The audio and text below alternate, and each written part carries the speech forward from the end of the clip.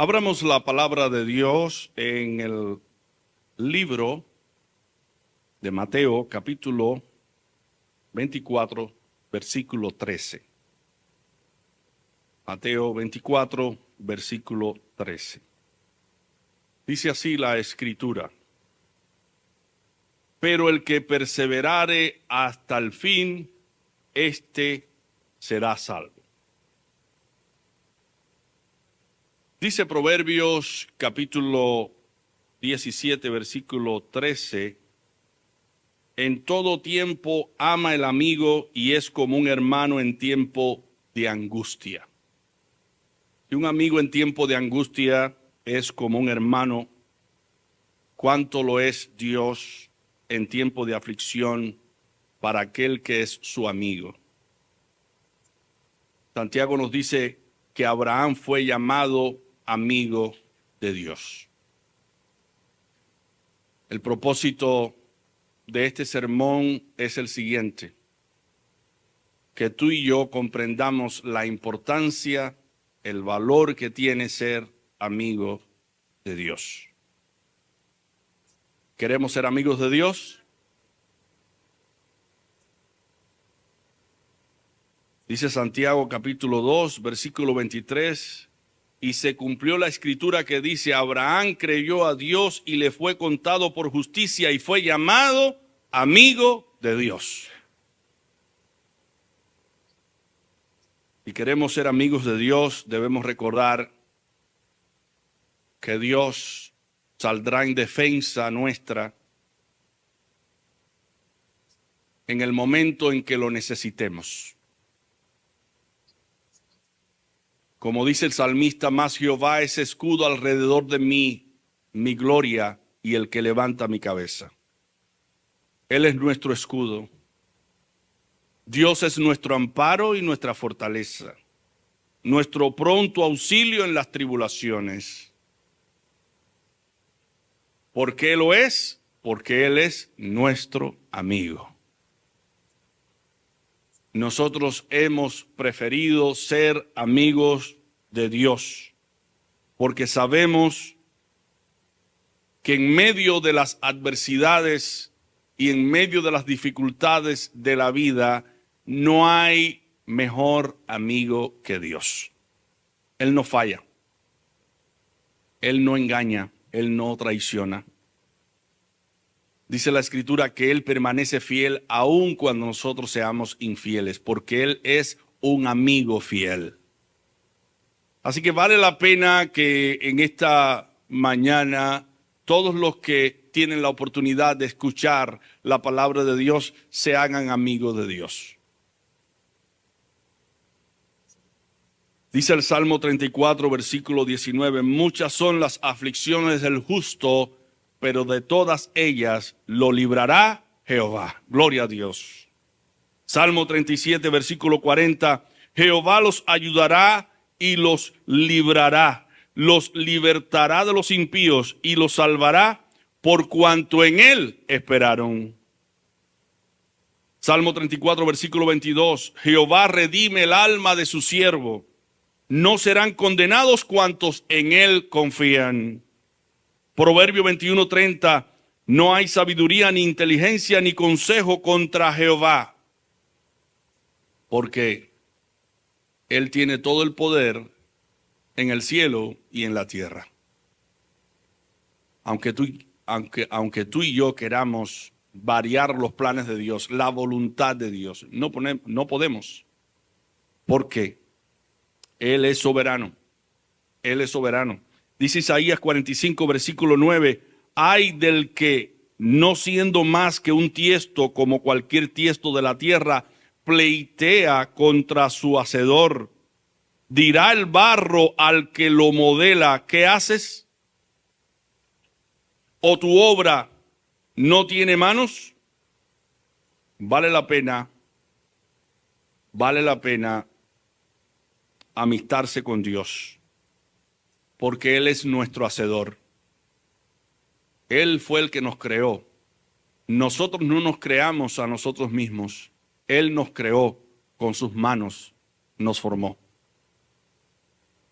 Y Él es como ese alfarero que va moldeando nuestras vidas, va quitando lo que en nosotros no se parece a Cristo, dándonos forma para que lleguemos al conocimiento pleno de la verdad y adquiramos el carácter que Dios quiere que nosotros tengamos, el carácter de Cristo.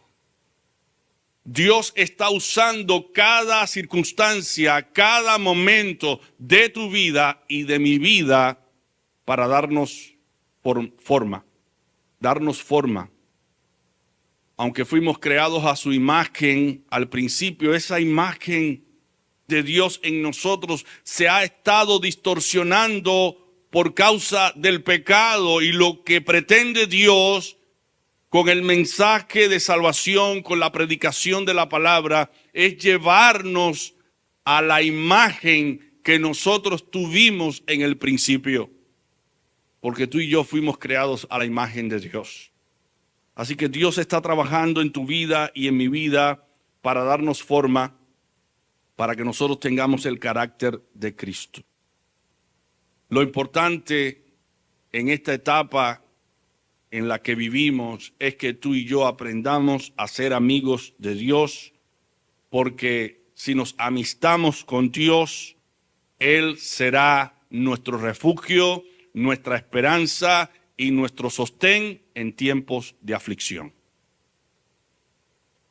Hoy me propongo con ustedes exponer un tema sobre la vida de uno de los personajes bíblicos más conocidos, llamado José.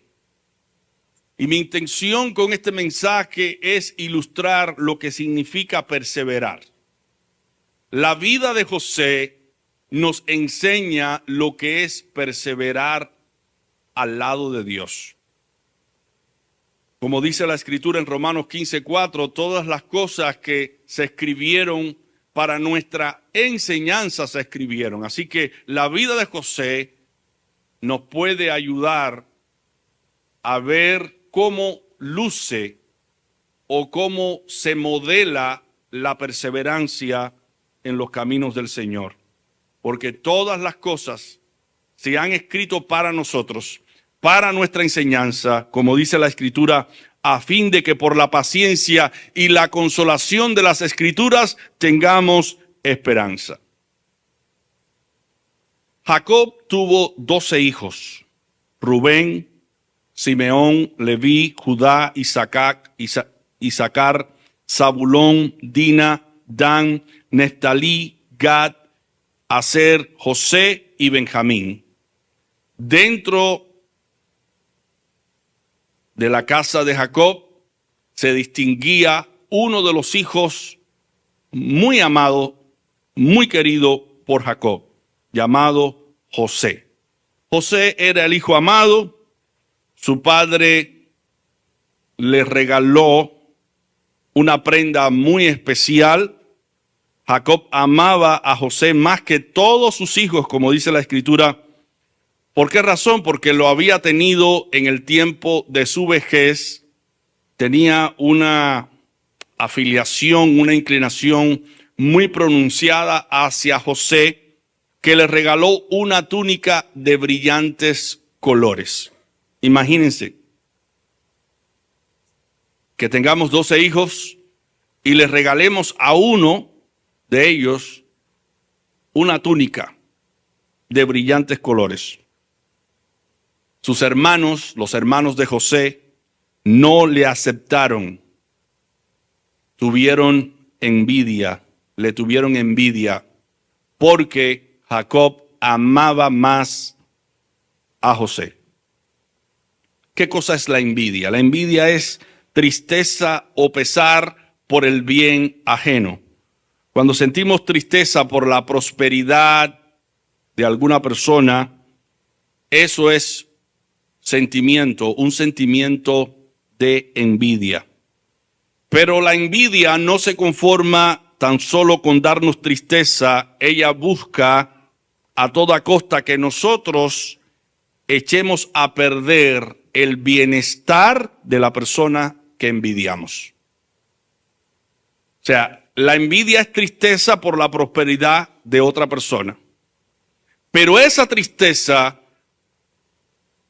que se traduce como un sentimiento de envidia puede llevarnos a echarle a perder el bienestar a esa persona. Así que la envidia no se queda tan solo en el sentimiento de angustia o pesar por la prosperidad del otro, sino que atenta contra la vida de esa otra persona. Por eso los hermanos de José odiaron a José. Y lo odiaron por dos razones. Una, porque Jacob le dio a José una túnica de brillantes colores. Y la otra razón es porque José tenía sueños donde se revelaba que todos sus hermanos, inclusive Jacob y su esposa, se iban a inclinar ante él. Dice la Escritura, un día José tuvo un sueño. Cuando se lo contó a sus hermanos, ellos lo odiaron aún más, pues le dijo, anoche tuve un sueño y soñé que estábamos en medio del campo atando el trigo en manojos. De repente mi manojo se levantó y se quedó bien derecho, mientras los de ustedes, los manojos de ustedes que rodeaban mi manojo, se inclinaban ante mí. Después tuvo otro sueño y lo contó a sus hermanos. He tenido otro sueño, soñé que el sol y la luna y 11 estrellas se inclinaban hacia mí. Y lo contó a su padre y a sus hermanos, y su padre le reprendió y le dijo, ¿qué sueño es este que tuviste? ¿Acaso vendremos yo, tu madre y tus hermanos, a postrarnos en tierra ante ti? Sus hermanos le tenían envidia y Jacob lo sabía. Y Jacob meditaba en todo lo que José había contado del sueño, quizás buscando descifrar qué era aquello, pero como todo padre, le preocupaba que los hermanos de José tuvieran esa aversión, ese desprecio, ese enojo contra José. Pasado el tiempo, cuando José fue enviado al campo, porque Jacob le dijo, ve a ver a tus hermanos para ver cómo están y tráeme información de ellos.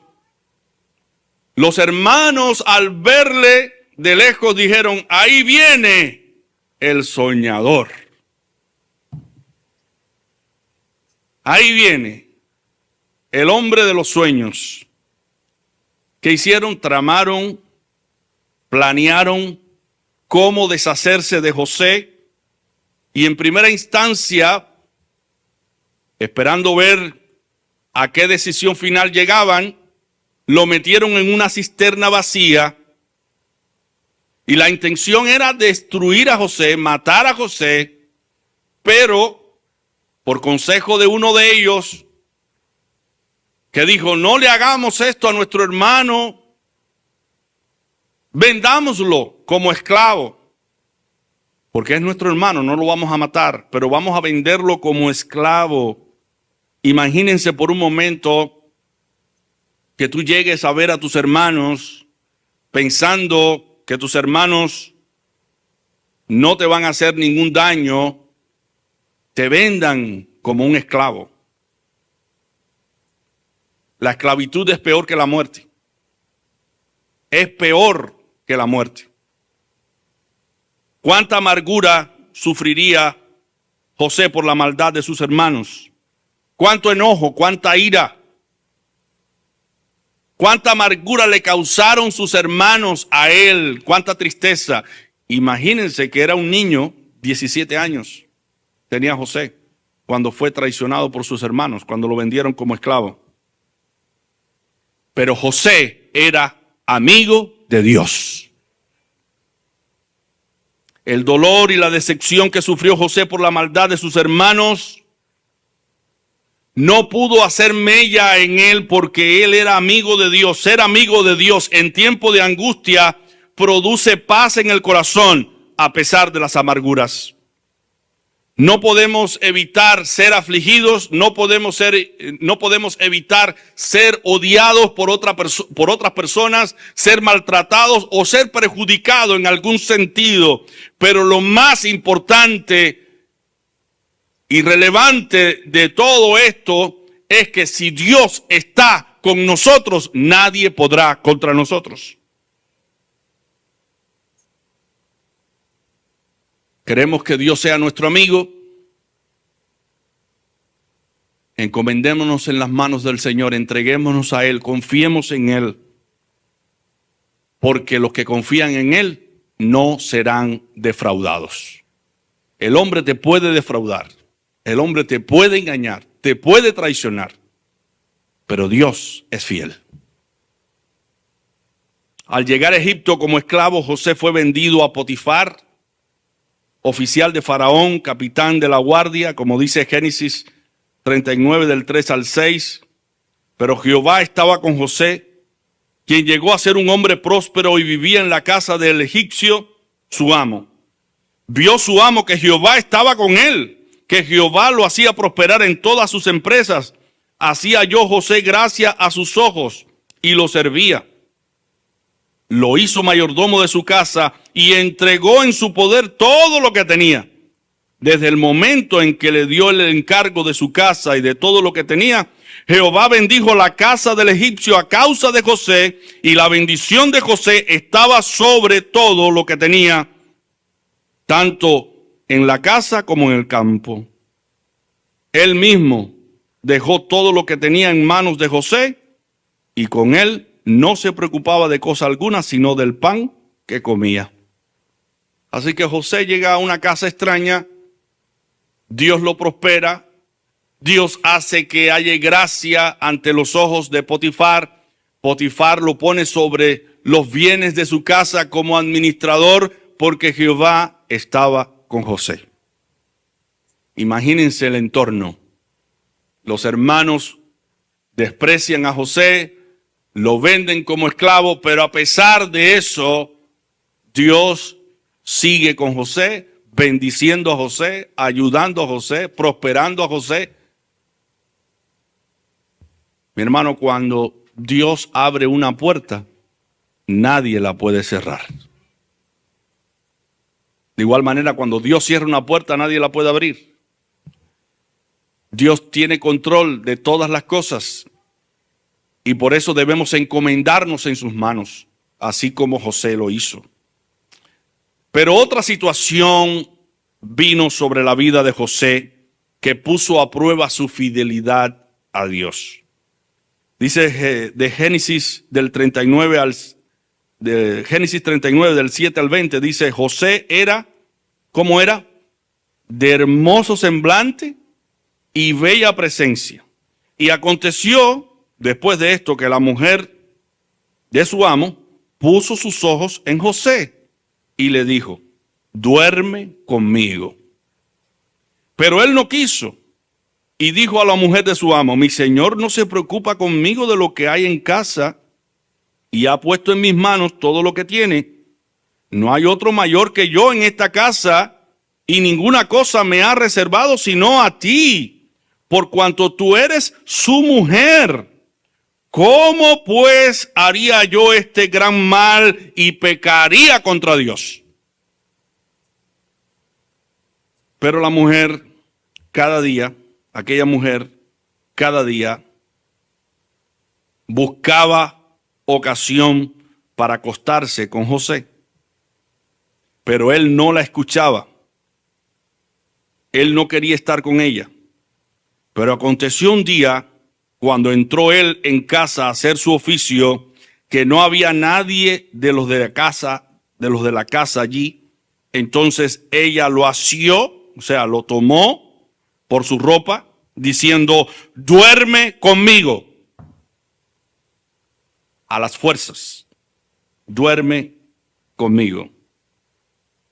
Pero él, dejando la ropa en las manos de ella, huyó y salió. cuando ella vio que le había dejado la ropa en sus manos y había huido fuera, llamó a los de la casa y le dijo: mirad, nos ha traído un hebreo para que hiciera burla de nosotros. Ha venido a mí para dormir conmigo. Y yo di grandes voces. Al ver que yo alzaba la voz y gritaba, dejó junto a mí su ropa y salió huyendo. Puso ella junto a sí la ropa de José hasta que llegó su señor a la casa. Imagínense el cuadro. Se viró la tortilla, la tortilla se viró. Una infamia, un falso testimonio. Como no quisiste estar conmigo, ahora voy a decir que tú me estabas forzando para que yo durmiera contigo. Entonces, ¿qué pasó? Cuando vino Potifar y se enteró del asunto, ¿qué hizo? Se enojó y le dijo a José: así me has tratado tú, habiendo yo sido bondadoso contigo, amoroso contigo. Tú intentaste estar con mi mujer, tú intentaste violar a mi mujer, estar con mi mujer. Y dice la escritura que ese amo enfurecido tomó a José y lo puso en la cárcel donde estaban con los presos del rey, y allí lo mantuvo.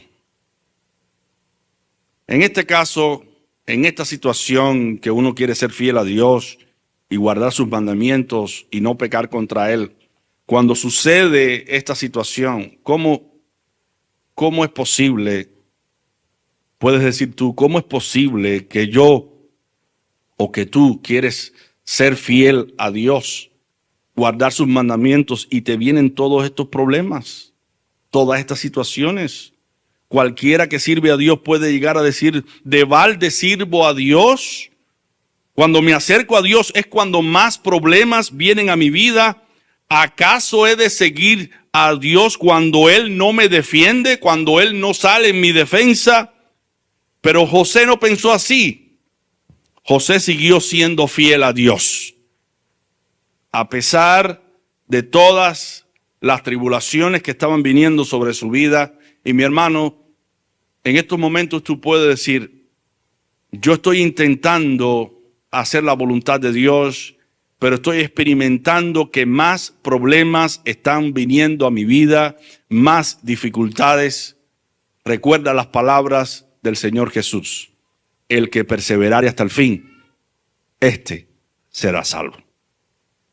Dice la Escritura que por grandes pruebas y tribulaciones entraremos al reino de los cielos. No te desanimes, sigue adelante, sigue confiando en aquel que no traiciona, en aquel que no abandona, en aquel que estará a tu lado todos los días. Y ha dicho que estaría contigo para ayudarte y defenderte. Y ha dicho: no te dejaré ni te desampararé. Sigue confiando en Él.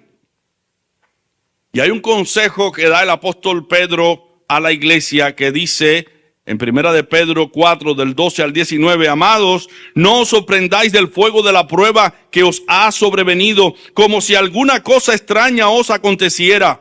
Al contrario, gozaos, porque cuando sois participantes de los padecimientos de Cristo, para que también... Al contrario, gozaos por cuanto sois participantes de los padecimientos de Cristo, para que también en la revelación de su gloria os gocéis con gran alegría. Si sois ultrajados por el nombre de Cristo, sois vituperados, porque el glorioso Espíritu de Dios reposa sobre vosotros. Ciertamente, por lo que hace a ellos, Él es blasfemado, pero por vosotros es glorificado. Así que ninguno de vosotros padezca como homicida, ladrón, malhechor, o por entremeterse en lo ajeno. Pero si alguno padece como cristiano, no se avergüence, sino que glorifique a Dios por ello. Es tiempo de que el juicio comience por la casa de Dios. Y si primero comienza por nosotros, ¿cuál será el fin de aquellos que no obedecen el evangelio de Dios? Y si el justo con dificultad se salva, ¿qué pasará con el impío y el pecador? De modo que los que padecen según la voluntad de Dios encomienden sus almas al fiel Creador y hagan el bien. Dios estaba permitiendo que José pasara por esa experiencia. El objetivo de Dios, el propósito de Dios con la vida de José era enseñarnos a nosotros cómo perseverar en los caminos del Señor. Cómo estar al lado de Dios en tiempos de adversidad. Cómo ser fiel a Dios a pesar de las infamias, de las calumnias, de las traiciones, a pesar del abandono. ¿Cómo podemos tú y yo ser fiel a Dios hasta el final? José fue encarcelado por un falso testimonio, por algo que él no hizo, pero a pesar de eso, Dios siguió prosperando a José, porque José era amigo de Dios. Lo prosperó, dice la Escritura en Génesis 39 del 21 al 23, pero Jehová estaba con José y extendió a él su misericordia, pues hizo que se ganara el favor del jefe de la cárcel. El jefe de la cárcel puso en manos de José el cuidado de todos los presos que había en aquella prisión. Todo lo que se hacía allí, él lo hacía, José. No necesitaba atender el jefe de la cárcel cosa alguna de las que estaban al cuidado de José, porque Jehová estaba con José y lo que él hacía, Jehová lo prosperaba. Así que lo más importante es que Dios esté de nuestra parte. Pero eso no significa que no vamos a pasar por pruebas y dificultades. Eso no significa que en algún momento dado pareciera como si que Dios estuviese alejado de nosotros o no escuchara nuestras oraciones. Como dice la frase, la prueba hará la prueba. Hay desafíos que vienen a nuestra vida que prueban nuestro carácter cristiano. Y era necesario que José pasara por esta prueba y su carácter como un creyente fuese probado. José fue usado por Dios en la cárcel para interpretar los sueños del copero y del panadero. Una historia que ya ustedes la conocen, donde José interpreta los sueños del panadero. El panadero ya no retornaría a servir en el palacio, sería ahorcado. José se lo dijo como la interpretación del sueño. Y el copero regresaría al reinado. Y en ese momento, cuando José le interpreta el sueño al copero del rey, le dice al copero: acuérdate de mí cuando estés frente al rey. Pero dice la Escritura que el copero se olvidó de José. Pero llegó el momento de recordar a José. En el palacio sucedieron cosas que llevaron al copero a acordarse de José. Fíjense cómo Dios maneja todas las cosas. El faraón tiene un sueño, lo revela a sus adivinos, a sus intérpretes. Sus adivinos e intérpretes no pudieron descifrar el enigma de los sueños. Y entonces el copero se acuerda de José.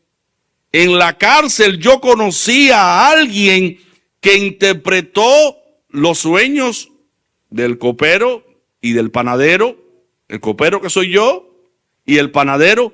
Y esa interpretación fue tan fidedigna que el copero fue ahorcado como interpretó José, y yo, el panadero fue ahorcado como interpretó José, y yo, como copero, fui traído de nuevo al reinado.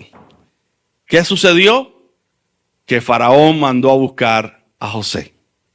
Y así José llega a interpretar los sueños del faraón, y el faraón dice: ¿quién mejor que tú para ser segundo en mi reinado? ¿Ven cómo suceden las cosas? ¿Cómo se desenlazan las cosas? Podíamos pensar que para la vida de una persona traicionada, vendida como esclavo, una persona encarcelada, una persona calumniada como José, una persona olvidada como José, Dios se iba a acordar de esa persona. Era algo inusitado, algo que no puede caber en la mente humana, que una persona que pase por tantas adversidades y que la vida lo maltrate de la manera que maltrató a José, él pueda salir a flote. Y sin embargo, llega al palacio, se convierte en segundo de Faraón, y no solo eso, él puede ver el rostro de sus hermanos viniendo al palacio a buscar comida, a comprar comida, y ver a sus hermanos postrarse ante él, y él acordarse del sueño que él tuvo, que sus hermanos se inclinarían ante él. Hermano, esta historia nos ayuda a pensar que a pesar de las dificultades y de las pruebas y de los tropiezos que puedan existir, que puedan venir a nuestra vida, si Dios está con nosotros, saldremos victoriosos.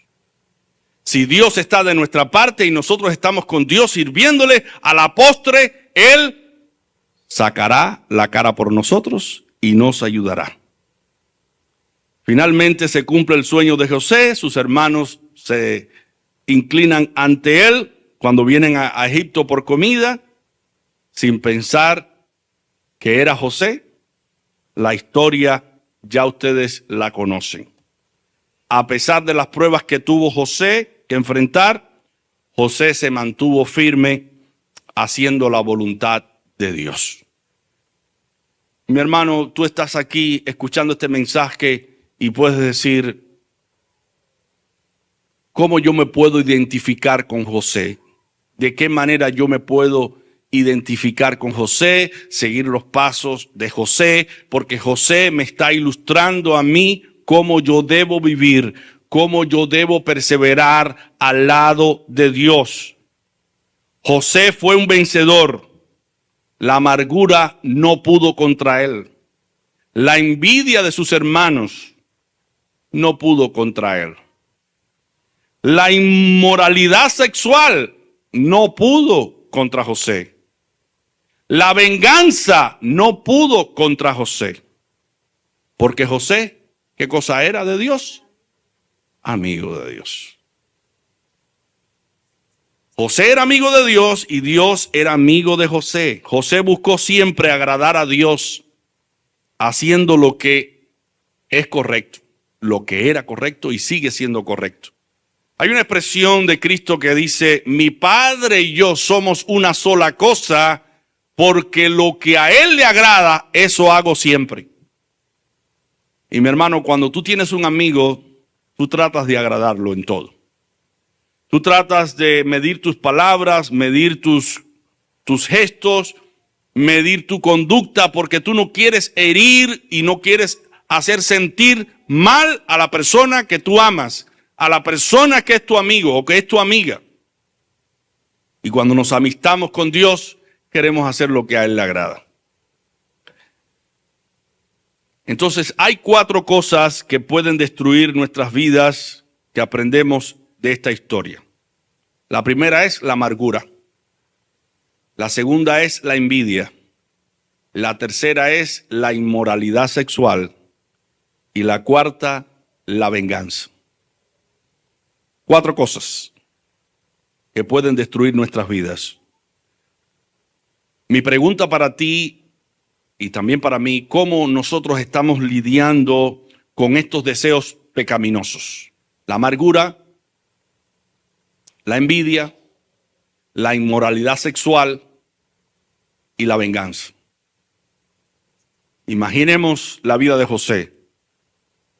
Él se sintió amargado, pero no permitió que su amargura y su disgusto lo alejaran de Dios. Los hermanos tuvieron envidia de él, pero él no permitió que esa envidia lo llevara también a él a hacer lo mismo que sus hermanos hicieron contra él. José pasó por un momento difícil en que él tuvo que huir porque él no quería cometer pecado sexual ante los ojos de Dios y estar con la mujer de su prójimo. O sea que rehusó cumplir con el deseo natural o carnal que todos tenemos.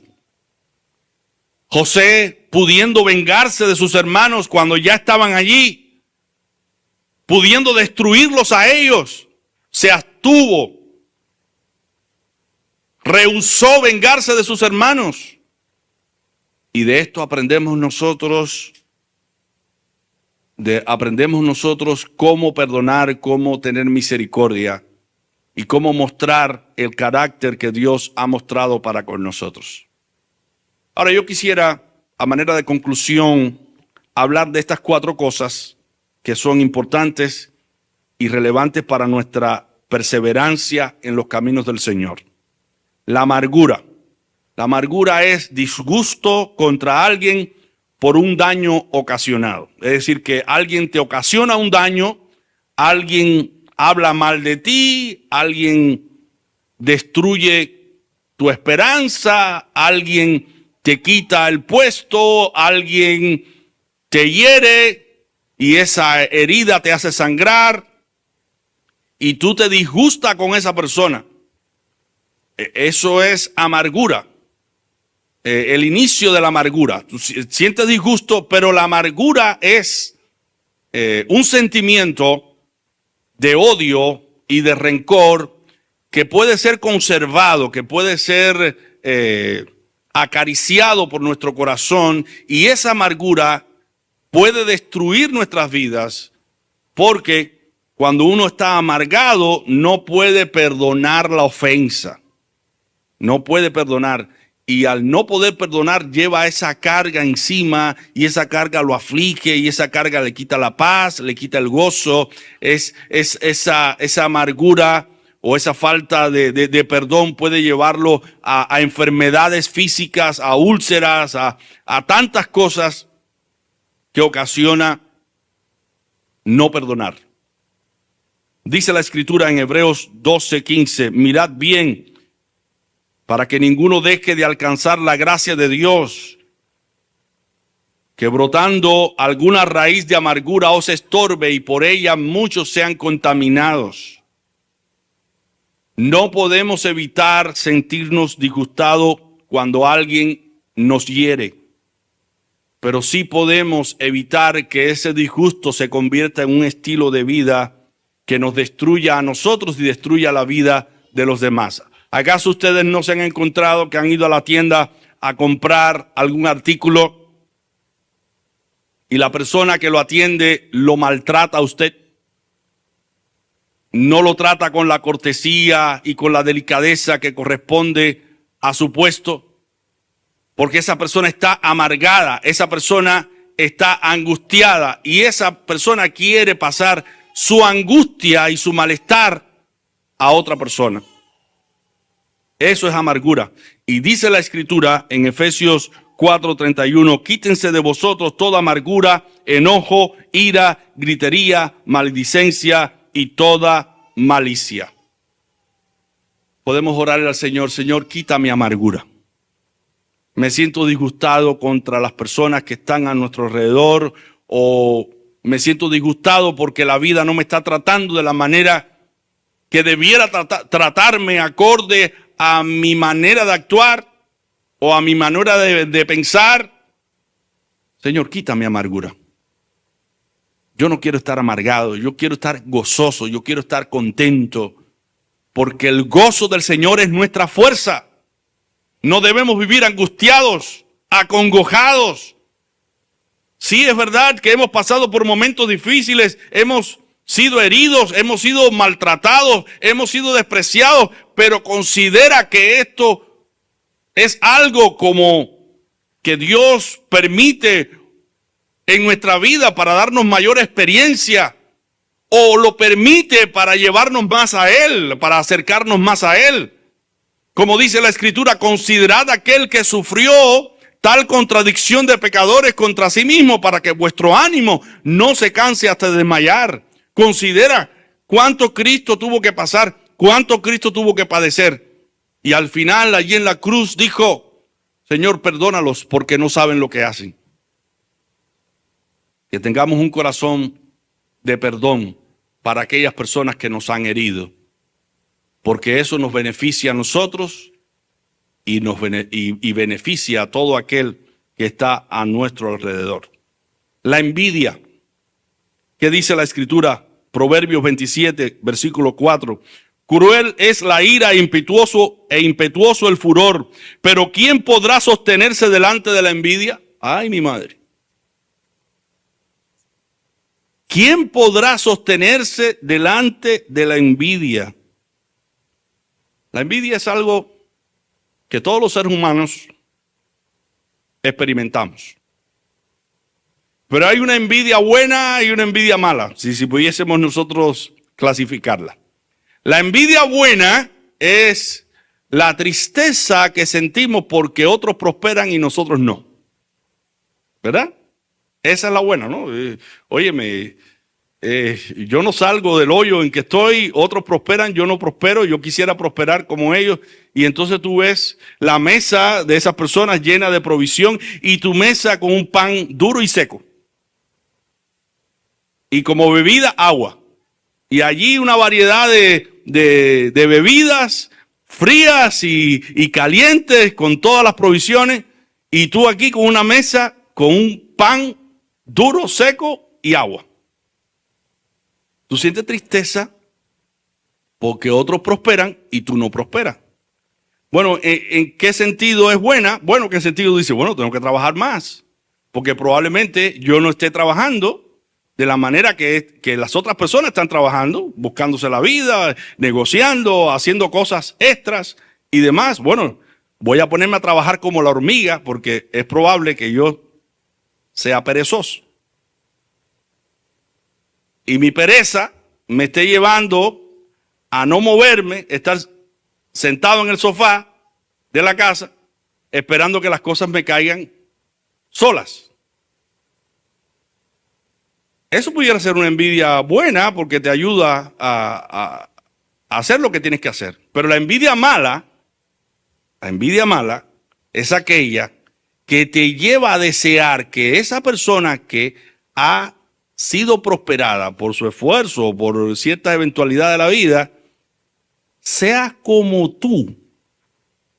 Venga a la mesa tuya y coma ese pan seco y duro y beba de esa agua que tú tienes sobre la mesa. Es cuando tú deseas que tu situación pase a la otra persona o busque la manera de que la otra persona sufra lo que tú estás sufriendo. Y eso es la envidia mala. Y fue la envidia que sintieron los hermanos de José contra él. Lo vendieron como para Egipto. No querían tener a José a su lado. Querían destruir la vida de José. Querían hacerle la vida imposible a José. Por eso dice Proverbios 27:4, cruel es la ira e impetuoso el furor, pero ¿quién podrá sostenerse delante de la envidia? ¿Cómo nosotros detectamos que una persona es envidiosa? Bueno, cuando se entristece por la prosperidad de otro. Por eso dice la Biblia, alegraos con los que se alegran. Alégrate con el que se alegra. Gózate con el que se goza. Siente la tristeza que siente una persona que está triste. Gozaos con los que se gozan. Así dice la Escritura. Pero si te sientes triste por los que se gozan, bueno, eso se llama envidia. Entonces nosotros debemos saber que la envidia no tiene nada que ver con el amor. Dice la Escritura en 1 Corintios 13:4, el amor es sufrido, es benigno, el amor no tiene envidia. El amor no es jactancioso, no se envanece. O sea que cuando tú ves a una persona que prospera y la amas, tú sientes satisfacción y gozo porque esa persona prospera. Porque la ama. Pero cuando tú no sientes amor, lo que sientes es envidia. Y esa envidia es un deseo de la carne. Cuando la Biblia menciona las 17 obras de la carne, menciona la envidia como una de ellas.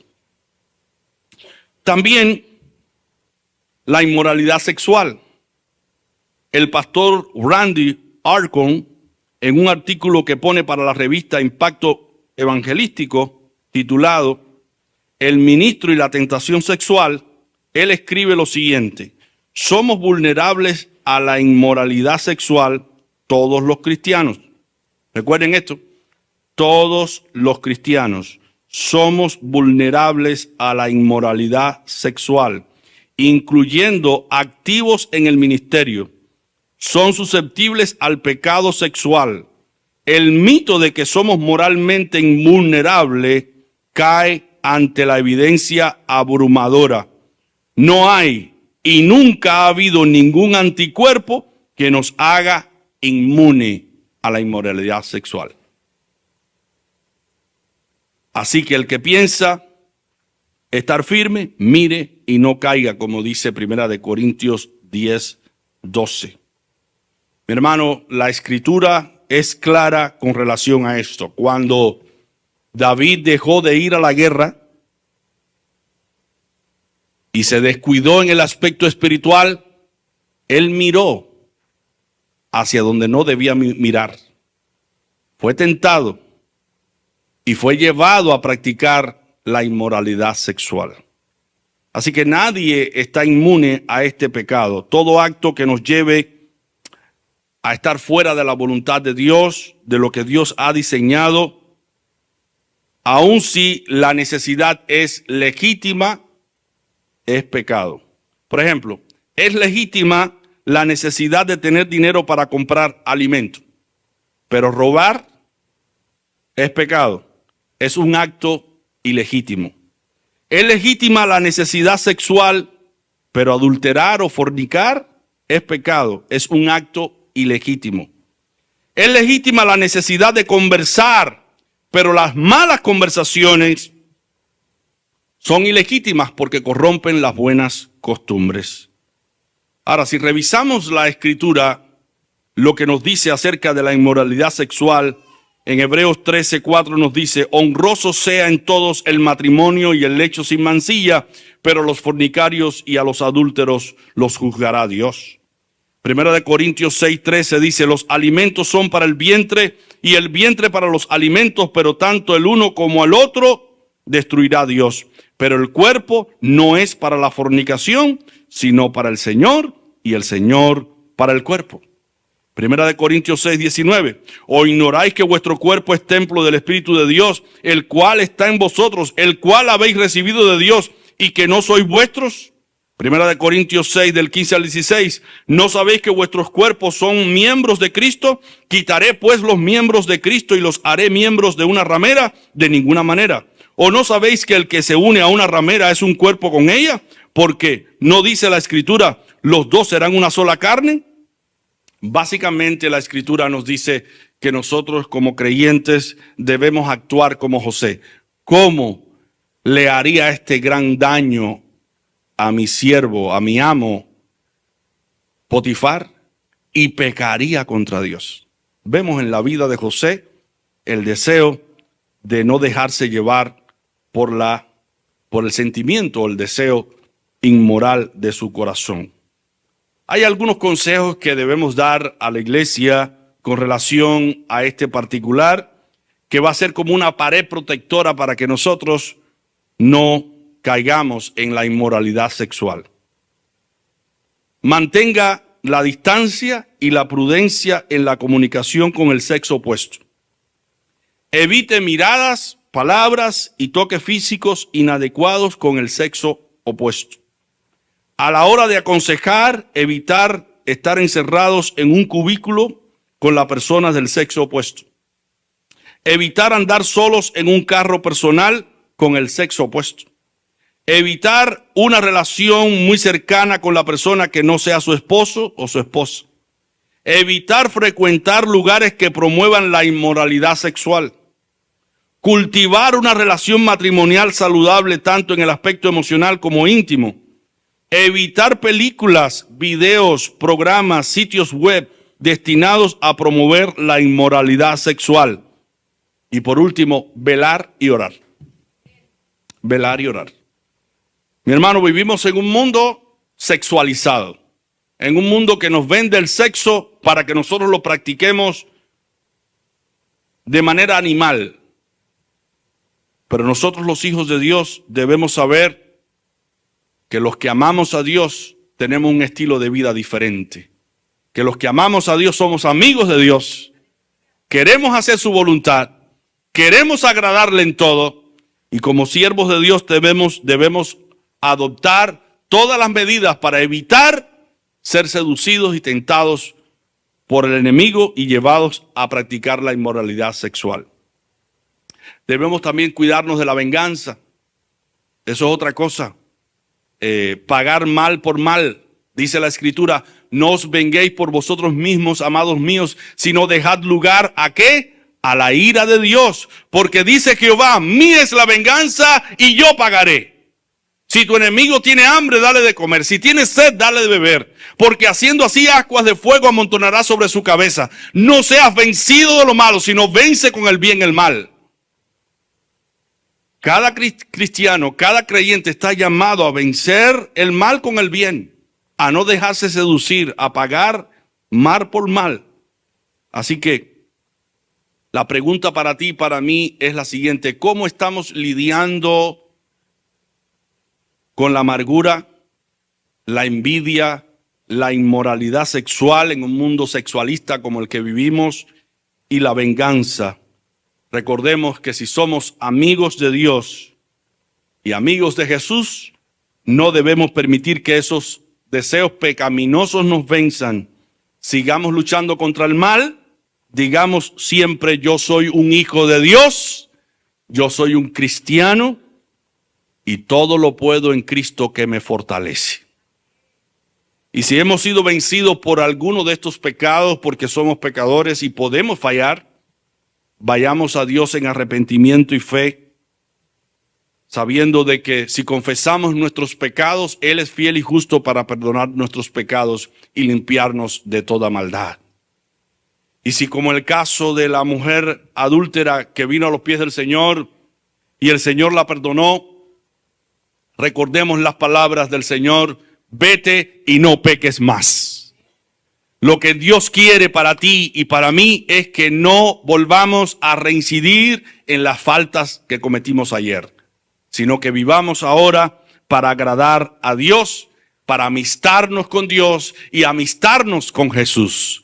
Dice Juan 15 del 14 al 16, vosotros sois mis amigos si hacéis lo que yo os mando, dice el Señor. ¿Y qué dice el Señor con relación a los mandamientos? Que nos abstengamos de mirar con ojos codiciosos a la mujer del prójimo, porque eso también es adulterar. Y aquí dice el Señor, vosotros sois mis amigos si hacéis lo que yo os mando. Él dice, el que mira a una mujer para codiciarla, para desearla en su corazón, ya adulteró con ella en su corazón. Ya no os llamaré siervos, porque el siervo no sabe lo que hace su Señor, pero os he llamado amigos, porque todas las cosas que oí de mi Padre os las he dado a conocer. No me elegisteis vosotros a mí, sino que yo os elegí a vosotros y os he puesto para que vayáis y llevéis fruto y vuestro fruto permanezca, para que todo lo que pidáis al Padre en mi nombre, Él os lo dé. Así que Dios está diciendo aquí en la persona de Cristo, que en la medida en que nosotros hagamos la voluntad de Cristo, sigamos sus pisadas, en esa misma medida vamos a llevar una vida llena de frutos, frutos espirituales, como el fruto del Espíritu: amor, gozo, paz, paciencia, benignidad, bondad, fe, mansedumbre, templanza, como el fruto de santificación, como dice la Escritura: ahora que habéis sido libertados del pecado y hechos siervos de Dios, tenéis por vuestro fruto la santificación y como fin la vida eterna. Si estamos en Cristo, vamos a llevar frutos y fruto en abundancia, y ese fruto va a permanecer y vamos a tener nosotros la bendición de que Dios responda a nuestras oraciones, como dice la Escritura, para que todo lo que pidáis al Padre en mi nombre, Él os lo dé. Dios quiere darte todo lo que tú quieres y tú deseas, pero únicamente te lo va a conceder si te conviertes en amigo de Dios. Dios les bendiga.